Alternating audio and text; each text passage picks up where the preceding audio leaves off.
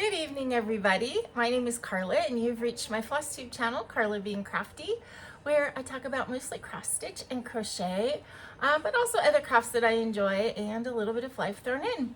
So today it's the evening.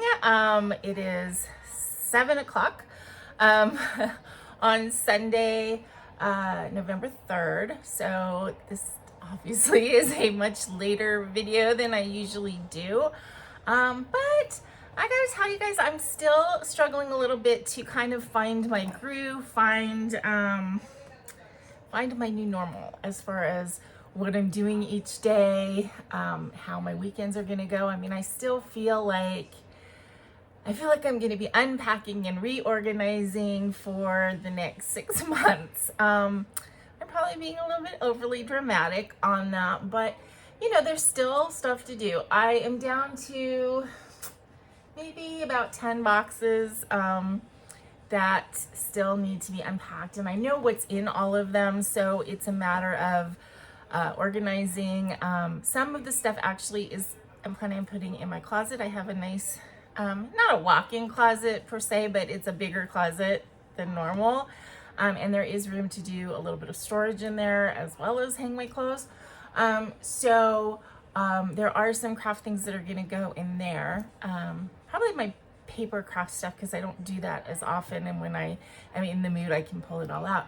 But the issue is that I did actually move here with a couple of big duffel bag sort of things of dirty laundry. And I have to do that laundry to have room to put stuff away, and I can't totally do the laundry until I have, you know, stuff organized so that I can put the clothes away. So I started doing that today. So I did get, you know, 2 loads of laundry done, and all of my packed clothes are put away. It's just these extra clothes, which means it's time to go through the clothes again and cull and decide, you know, I really don't need this many tops, etc., etc. So anyway, I am, you know, as I said, kind of, I don't want to say struggling, because I don't want to be overly dramatic about that, but you know, finding the new normal, the new way that my body responds to tiredness, and you know, getting home later in the evening, and then you know, having to account for somebody else as far as eating. I mean, not always. I mean, sometimes we're just kind of on our own of what we want to eat, but a lot of times I'll come home and Lorraine has cooked for me, or I will get home and it's kind of like my turn to figure out something for dinner. So it just takes a little bit more time than I'm used to. I'm not, you know, ready to sit down and start stitching at 6 o'clock or 6:30. You know, I'm ready to sit down and start doing crafting maybe at 7 or 7:30. And so I've been, as I said, stitching in the living room, and then when I've come in here to hang with Bagheera, who is right there, he just had his dinner, and as he usually does, he has a little snooze afterwards on his cat tree, which he's really liking. And you can see below him, that is the new water fountain that I got him, which he really likes, so it was a good purchase. So the running water is a good thing for him. Yeah, he enjoys it.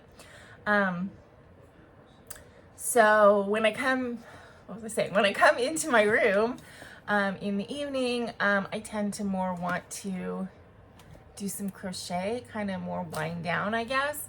I don't know if it's gonna be like that forever. Again, I'm in a different setup, you know, just everything is slightly different. So I'm finding my new normal, and it's gonna take a while. That's part of why I was so late doing this video today. It was a little bit of a struggle. I kind of like didn't feel like doing a video today, and in the past I've gotten up and did my video first thing, but it just didn't happen today. So, you know, I puttered around. I did actually some cooking today. I did some laundry, and now here it is, you know, 7 o'clock, and it's time to finally do the video. Anyway, so that's kind of where we're at in life. Next week, will probably be a late week for me at work. I'm noticing my clock is not doing anything.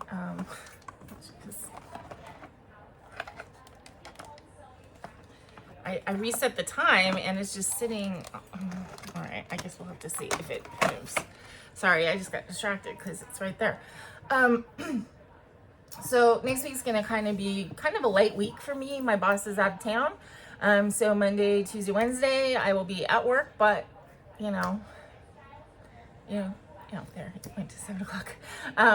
So it'll be kind of low key. And then Thursday and Friday, I will be off work at a retreat, my very first cross stitch retreat. I don't know if I will be doing another one, but I'm definitely doing this one. And then I actually was gonna take Monday off work, use a vacation day, and then I found out last week my boss is like, oh, Monday is a holiday, so we're gonna have the office closed. I'm like, yay! So I get the day off without having to use a vacation day, so that's great. So yeah, I'll talk a little bit more down lower in the video about what I'm doing to prepare for the retreat and everything like that. But okay. So let's get into it. I again don't have a ton of stuff to show you, which could mean it's a shorter video, or it could mean that I just talk a lot and end up, using the same amount of time I always do anyway. So I have two cross stitch whips that I worked on this week. I worked on Lemonade, When Life Gives You Lemons, Make Lemonade, which is a Stitch Rovia and a Congdon pattern out of this book, Cross Stitch for the Soul. And is this one. And I've always liked this saying, I like lemons. I've told you guys that before. I like lemons as a, as a taste, and I like lemons as a decor item. So this is kind of perfect.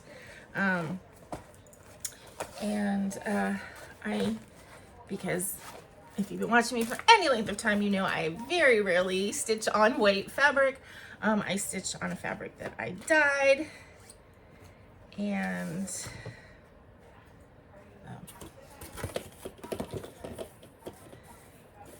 see, the new normal is that I need one of these little boards. And there we go. So, I think I worked, I don't know, I worked more in here and down here. This is one of the projects I think I will be able to get done before the end of the year, maybe. And I just, it's weird. Sometimes, I pick colors, color fabric, and it doesn't always work, but I think that the colors look really good on this sort of peachy, I don't know, it's kind of like a fruit punch color.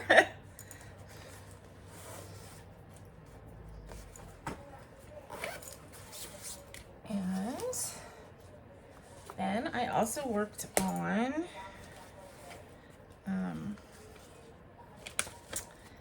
Purple Allium, which is a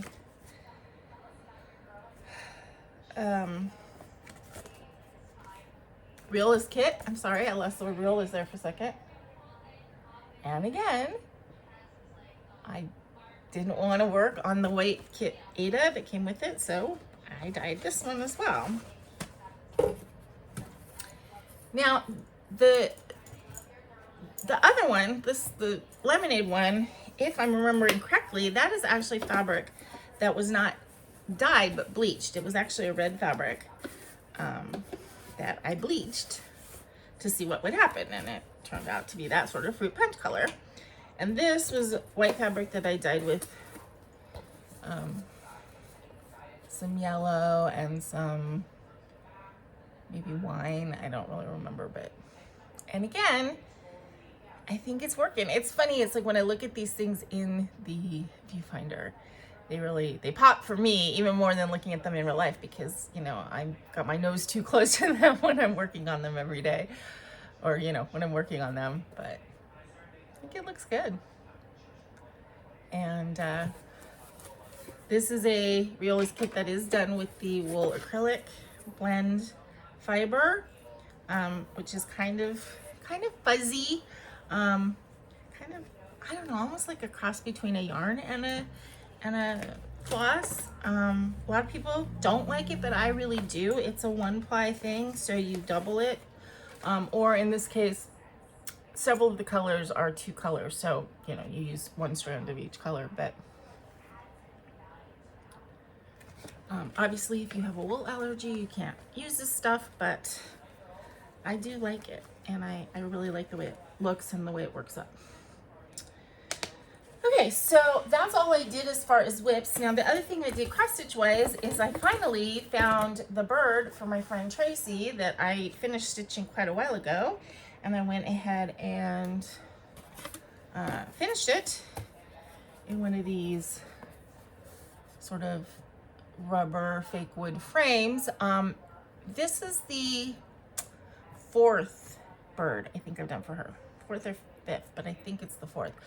And I have framed all of them in this same kind of thing so that they all kind of go together. This one I had to kind of use a bigger one. And it was actually a little bit difficult to frame, only because trying to get it, you know, not wonky, and then get this hanger kind of in the center so that it hangs straight. You know, that was a challenge. But I managed. And then I just, basically what I do with these is then I just do a running stitch on the back and pull it tight. And then I take a piece of felt and put it on the back. Now, normally I would glue the felt on. I don't tend to glue it when I am sending it to my friend as a gift, because I just don't know if it's gonna come loose in transit. And so I figure she can glue it when it gets there if it's loose. But normally if I was gonna hang it myself, I would glue the felt. I had to find the felts because it was in its own box. They hadn't been opened yet. So I found that last night, and maybe tonight, maybe tomorrow, I will be able to finish that, and then I can take it to work and send it off to her. Okay, so that was all for my cross stitch stuff. And then I have some crochet stuff. So, as I talked to you about last week, I am trying to learn a little bit about Tunisian crochet, and I am enjoying it quite a bit. So I've started two things with the Tunisian crochet. So the first one is just, basically I started it just as like a scrap to just try, and then I decided I'm gonna actually turn it into something. My roommate, Lorraine, was talking about how she always wants to have a pocket for her phone and stuff like that, you know, and she takes her dog on a walk, and she's always up and around and moving, and when she has a pocket, it's fine. But if she doesn't have a pocket, then she's all, you know, in a fluffle, because, you know, what's she gonna do with her phone? So I said, well, you know, would you wear like a crossbody little bag with like a pouch? And she goes, if it fit my phone, it'd be great. So I'm like, well, I can make you one. So anyway, I'm using this mandala ombre. And again, this was just kind of like a learn to crochet kind of thing, or learn to Tunisian crochet. So I started this little thing, and it, you know, it's going to end up being a little pouch. So I have to go a little bit longer, because what I'm going to do is I'm just basically doing a strip, and then I'm going to fold it in half like this. And then I'm going to make, so actually, but of course it's going to need to be like at least like that long, you know, to fit a phone, something like that. And then I'm going to take my I-cord maker, which I don't think I've unearthed that yet, so that I need to find, and I will make a really long I-cord to go crossbody. I'm going to leave a tail on both sides of the I-cord, and then I'm going to use that tail to like mattress stitch the little pouch together. So it's just going to be a simple little pouch. I mean, I told her if she hates it when I'm done, she doesn't have to use it. I really just started this to learn how to do the Tunisian simple stitch, but I am enjoying it, and I think it looks really cool. Now, Tunisian stitching, or Tunisian simple stitch at least, definitely front and back sides. but I really like how that looks. And this yarn, again, I don't know if it's the stitch that's doing it or if it's the yarn, the fabrication of the yarn, or the way it's a little bit modeled. But it really has a very velvety look. And I like it, I really do, and it's fun. This is the set of Tunisian hooks that I got from AliExpress. If you're interested at all in trying Tunisian crochet and want a set, this set is a very, very, very good price, and you're not gonna find that price. I just lost my end here. You're not gonna find that price anywhere else for a good set of hooks. And I know that they're good because they were reviewed by Tony Lipsy of TL Yarn Crafts, who wrote a book on Tunisian crochet, and she gave it a pretty high review. So I'm confident that it is a decent set. I do like how pointy the hook is on the top, because that really helps pick up the stitch. So the thing that's different about Tunisian crochet versus traditional crochet is traditional crochet. So like if you knit, you knit and you keep all the stitches on your needle, and then you turn your work or whatever and go the other way. Crochet, you don't do that, right? You're doing each stitch, and there's never anything left on your needle except for whatever the working piece of thread is. Tunisian crochet, each row is 2 passes. So the forward pass, you basically pick up all your stitches, and so you have all of your stitches on your hook, which is why Tunisian crochet hooks often have a cord, because if you're doing anything that's, like this isn't that big, but if you're doing anything that's a bigger piece, you need room for it to, to be held.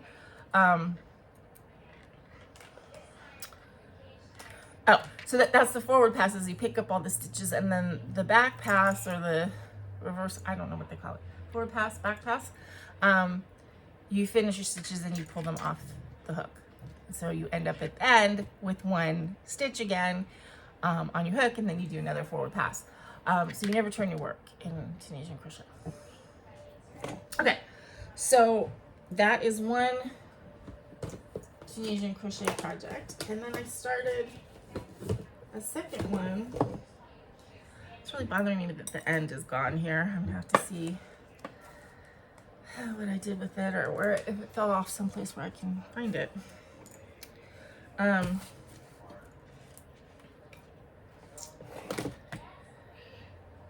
Okay, so I saw a blanket on Pretty Peaceful that she made with mandala yarn, and I really liked it, but it was just basically single crochet stitches, and I decided, well, I want to incorporate Tunisian crochet, so I kind of like created my own thing.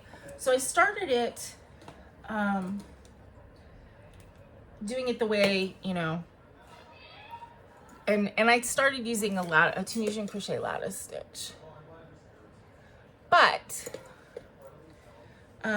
I think, I don't know, I haven't totally decided if I like this stitch enough to keep going, or if I actually like the simple stitch better and I want to pull this out and start again using simple stitch. So I haven't totally decided on that, but anyway, so sort of a blanket that started, but right now it's a strip of fabric. And yeah, so the thing that I'm missing off of this cord that I'm harping about is a thing that looks like that, which holds your stitches on. And I don't know where it is. So it was there before. So I will have to find that, because the set only came with 4.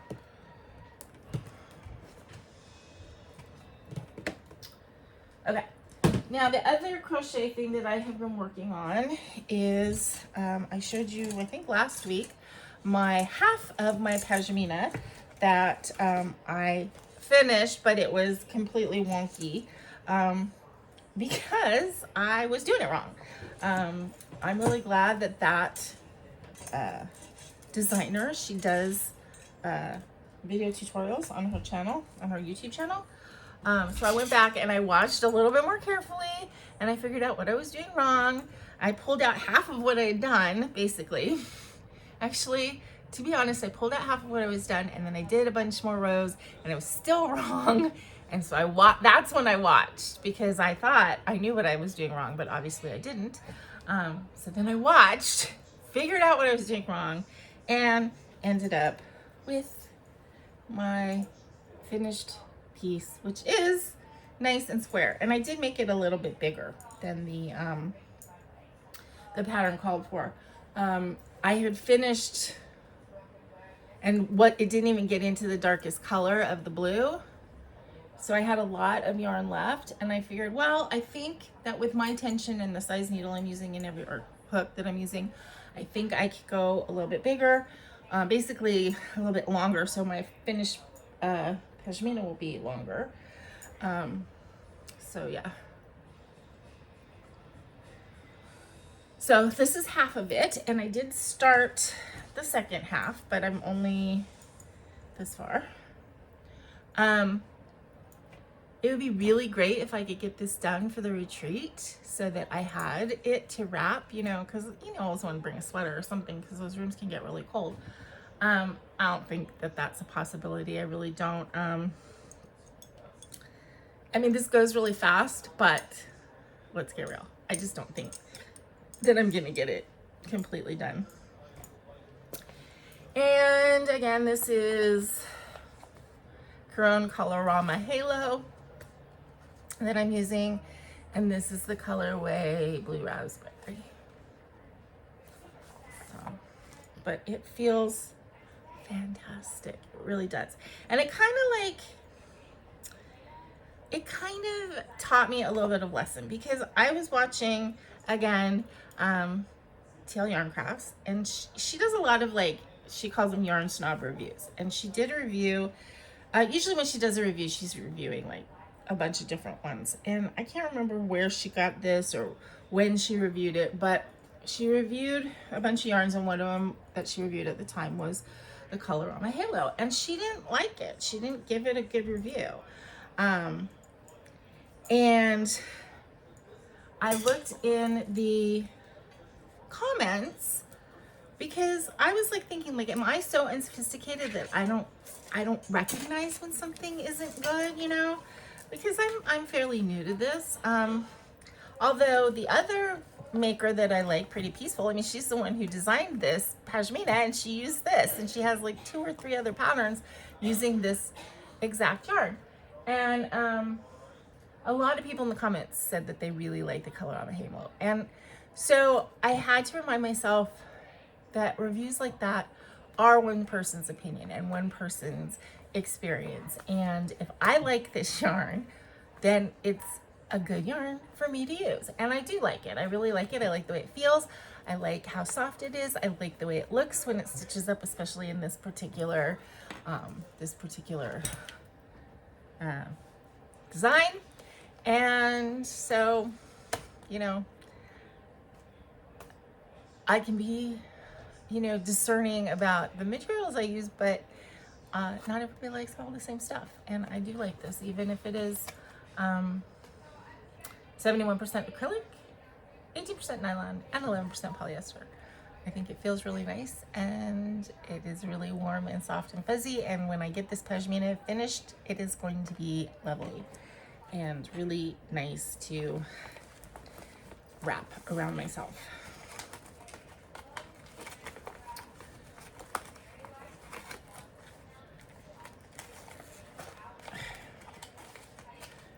I'm losing my band. All right. My little bag that I made was good for this project before it was 2 pieces, and now it's a little tight. Okay. All right, so that's basically it for the crochet this week too. So, you know, I have been crafting, but maybe not as prolifically as you guys may have been used to before my move. it's going to take me a while to get back in the groove. And I don't know if I'll ever hit that level again. I just don't know how things are going to look. I mean,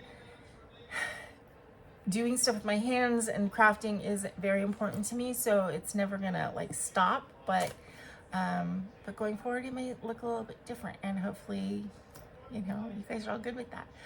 Just as a note, I put this cup here for pens, but I think it's so pretty, and it's just a sparkle cup, and you know, the kind that you can stick a straw in, but I wanted to use it as a pen holder.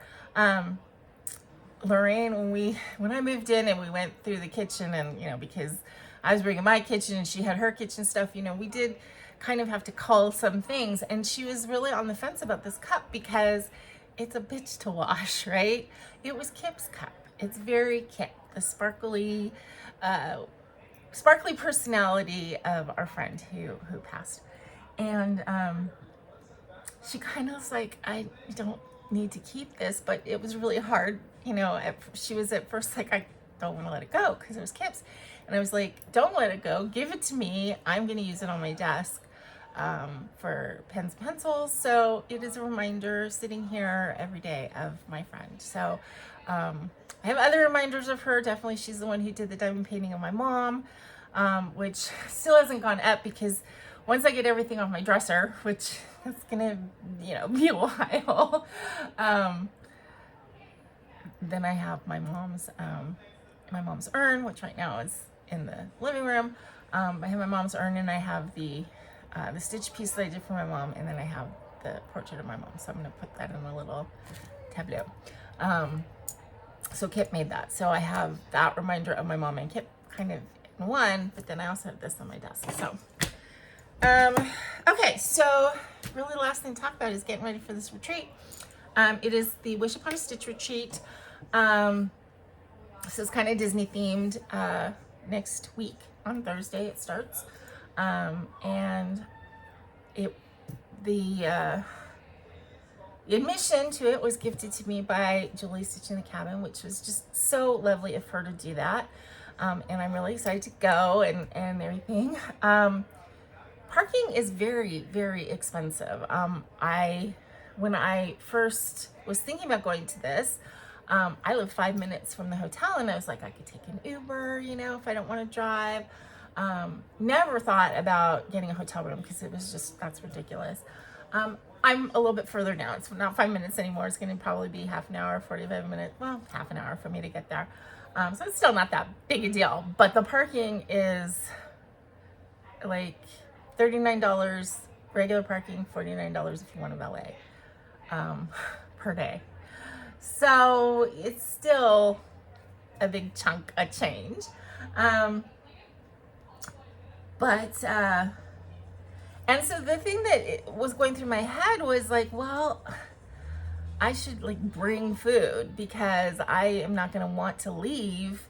First of all, physically, it's gonna be a physically taxing couple days for me. I know that sitting in one spot is difficult. If the walk from the parking to wherever the stitching room is long, that will be difficult for me. It's gonna be a physically tiring couple of days. So I don't know that I'm actually gonna want to leave to go get food, even if money were no object. But money, you know, food around there right by Disneyland is going to be really expensive too. So I thought, you know, bring some food at least. You know, I don't need to eat 3 meals there. I can pick up Starbucks on the way in. If I bring food, I have food. And then depending on what time I leave, I can, you know, stop and get something on the way home. You know, that just makes more sense to me. So I made some, I call them borrachitas. That's how I was taught when my aunt made them, but they're basically little meat pies. So I made a batch of those today, so that I have food for a couple days. So I made, I think there's 20, 24, 26, something like that. I ate a couple, so there's less than that now, and I'll probably eat some tonight. So, you know, but I'll have enough to bring like 4 a day or something like that. And so those will help. And yeah, and the rest will just play by ear. But yeah, I am looking forward to it. I'm a little bit anxious about it, which may sound silly, but I've never been to a retreat before, and all of these unknowns are a little anxiety producing. You know, I was talking to Julie, and I'm like, you know, what time do you usually go up to the hotel room? Because she's been to several. She goes to Stitch West, and she's been to a bunch of different retreats, and she did get a hotel room, and you know, because that's part of the experience for her is being able to go up and relax and be alone and stitch on her own and not have to worry about her family, and just to be there and just enjoy the experience. And so I asked her, I'm like, what time do you usually go up? And she's like, around 8, you know, 9, whatever. She goes, a lot. Some people leave really early. Some people stay till the bitter end. I know the room is going to be open from like 7 a.m. to 11. And it's like, there's no way that, first of all, I'm not getting there at 7 a.m. I'll probably get there around 9:30, 10 every day. And I'm thinking I'll probably leave around 8 or 9. I mean, that's going to be a long day for me. And, you know, we'll just have to see how I'm feeling. Again, it is right by Disneyland, and a lot of people are going to be going to Disneyland on Sunday. That was not something that I wanted to do. Disneyland is not, unless I'm with somebody who wants to, you know, push me in a wheelchair, Disneyland is not something that's in my immediate future. I just physically, I can't walk that much anymore. So anyway, it is what it is. And I worked at Disneyland for a year. So it's like, I've been to Disneyland. I haven't been there in a long time. Things are way different, but it's fine. I don't need to go to Disneyland to enjoy, the retreat. So, couple things. Now I showed you guys, I put together my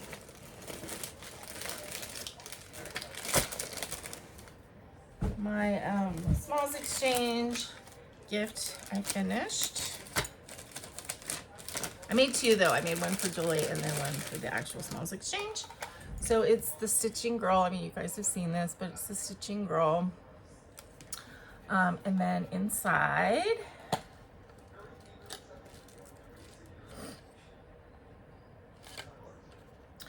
I have a little covered scissors. I have some stickers.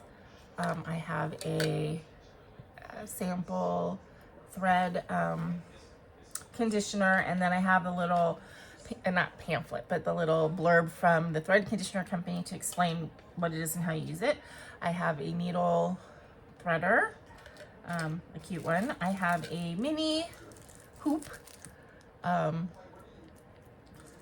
because I have a bunch of these and I thought that would be a cute thing to stick in here. And then I put 3 magnets. So this, I just put just a plain magnet, basically as a needle holder. I'm not giving them any needles, but that will hold their needles. And then I put a needle minder that I made and a back that I made. So it can either be used as 2 separate needle minders, or it actually is meant to go together. But, and then the other one has a purple scissors. And I think the stickers might be different colors, and this is slightly different, but and different flavor. But anyway, so that's my gift, my Smalls Exchange. And then I showed you the table gifts that I made, the thread drops. I am going to be bringing this as, you know, like a brag table item, because it is Disney themed. So this was my Ariel that I made from the Mirabillia Mediterranean Mermaid. So I'm going to bring you that just to show off. And then I have a couple giveaway things, you know, to put on like a giveaway table. I have a couple knitting things. I have knitting afghans, knit tops. I have this really sort of cool book of cloth dolls, which I love this book. And, you know, at one time I was very into the idea of making these, but the reality is I'm never going to do it because I don't sew and I don't enjoy sewing. And then I also have this to give away, which is Dimensions Crewel Kit. This came when I bought the ones that I wanted. This was an extra thing. So I'll put that on the giveaway table. And then I don't know, I might come across some other stuff that I want to give away as well. And then the two projects I'm bringing, which are kind of stuck in this bag and I don't really want to pull them out right now. I'm bringing my classic Pooh, and because that's very rote stitching, like I don't really have to think about it. If I just want to stitch and not think, then I can do that. If I want to do something a little bit more exciting, then I'm bringing my my Tinkerbell Petal Fairy, which is the Mirabillia Petal Fairy that I'm turning into Tinkerbell. Mostly just using color changes, but I am reworking her head, her hair a little bit. So yeah, so that's basically it, what I'm doing to get ready. Again, I'm excited to have the experience, and then I'll know, you know, I'll know if there's another one in Southern California. Will it be worth it for me, or will it be, you know, more trouble than it's worth? I honestly don't know. I don't know if it will be overwhelming, too many people, too much, you know, too exhausting. I don't know. But I'm glad to at least have the experience. So yeah, so I will tell you guys all about it next week. I will have just, you know, finished it basically next Sunday. Oh, the other thing is I'm sure you guys noticed, like, I filled this up kind of, with some supplies, some projects or some finishes, and that's a work in progress too. So I don't know. What are you doing, Baggy? Yesterday there's an ottoman right in front of my desk that I have there, and he has kind of commandeered that ottoman as his spot during the day. I have a baby gate across my door because Lorraine has a dog, and we have introduced them, but it will take a while before he's gonna get the reign of the house when Sammy is out. If Sammy goes into Lorraine's room, she closes the door, then we let him out. Or if Sammy's outside, then he can, you know, have the run. So far he's been really, like today, Lorraine went out and she put Sammy in her room. So I let Baggy have like the run of the living room, and he was very cautious. He came out, he sniffed a little bit, but he came back in here and went on his ottoman. But the reason I bring up the ottoman is because yesterday, I was working in this area, and I moved some stuff around to where there's actually a space here right in front of me, and he came from the ottoman up on the desk. So I don't know if that will ever happen during a video, but it is a possibility, which has never happened before, you know, in the setup that I had in the other house. But you know, his tree is visible in the video, so you guys will get to see him probably, depending on the time I do it. I guess he's done with his after dinner nap period, and now he's in the wanting to roll around and play with toys period of the evening. But yeah, I guess that's it for right now. I hope you guys are having a good week. I hope you had a happy Halloween. We had 0 kids. Oh well, we have to eat the Snickers ourselves. We were hopeful. Lorraine bought a little bag of Snickers just in case we had some, but we had 0. She dressed up. She was so cute as a witch. I put some cat ears on. That was basically it. Baggy did let me put on his little Velcro costume for a good 2 or 3 minutes so I could take a couple pictures of him, which I posted on Instagram. He was adorable. So if you are on Instagram and haven't seen that, go look at it, because he was pretty cute as a little bat. Even if he was only a bat for 3 minutes, he still let me put the costume on him. So, yeah, other than that, Halloween was very uneventful. So now we're going forward to Thanksgiving time, which I'm looking forward to. The 4-day weekend, that's what I'm looking forward to. Anyway, now I'm just at the rambling point. Baggy, you want to come over here and say hi to people? You want to come over here? It's like, no, thank you. Yeah, so I'm rambling, so that means it's time for me to get off of the camera and upload this video. So until I see you guys again, please remember to be content, be kind, and be crafty. And let's see if we can turn the video off this time.